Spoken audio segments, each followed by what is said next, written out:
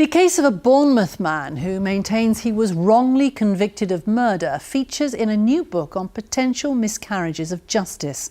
Omar Benguit has spent 16 years behind bars for the murder of Korean language student Oki Shin in 2002. It's one of the cases explored by the journalist John Robbins in his new book, Guilty Until Proven Innocent. Earlier, I asked him why he decided to write the book. I think it's because every time you read about a miscarriage of justice, and it makes it in the headlines, which is a rare event, it's often easy to dismiss them as a kind of a one-off kind of aberration, a mistake in the system that otherwise performs perfectly well. And I think my feeling is to draw a number of cases together, which are very different, unique cases, to explore systematic issues where the justice system fails. You looked at 11 cases of potential miscarriages of justice. What sort of conclusions did you draw? Well, the conclusion, one of the big conclusions, is that the system that was put in place as a response to miscarriages like the Birmingham 6 and the Guildford 4 isn't working. So the Miscarriage of Justice Watchdog, the Criminal Cases Review Commission, isn't doing the job that we would expect it to do, and the Court of Appeal isn't properly recognising miscarriages of justice when they do get through to court. Let's just pick out one of the cases, and that is Omar Benguit. He's now had 2 appeals against his conviction. What do you think his case highlights about the justice system?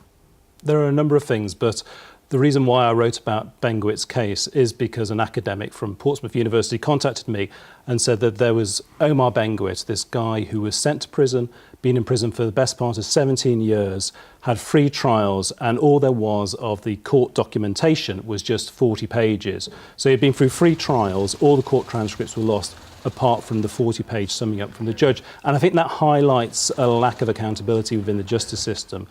So you are concerned then? You are concerned about the way that his case has been handled? That was my entry point into this particular story. And then you look at the Omar Benguit's case and you look at the weakness of the prosecution case and the self-evident kind of problems with it, the fact that the main prosecution witness was very unreliable, a drug-addicted prostitute, and basically Omar Benguit was sent to prison on the evidence of her evidence alone.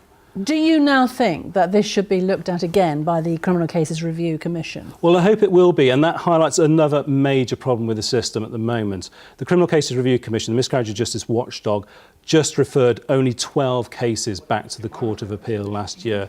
There are 87,000 prisoners in this country.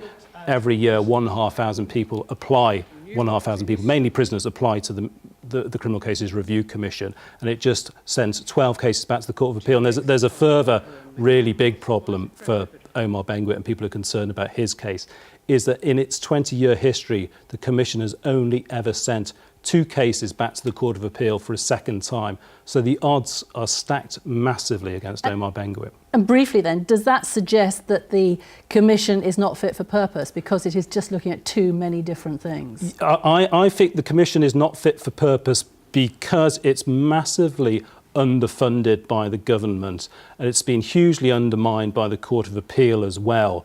And it really needs an injection of resource and some resolve from the commissioners and the staff to get through these cases. We need to see more cases going back to the Court of Appeal. John Robbins, thanks very much for talking to us. Thank you.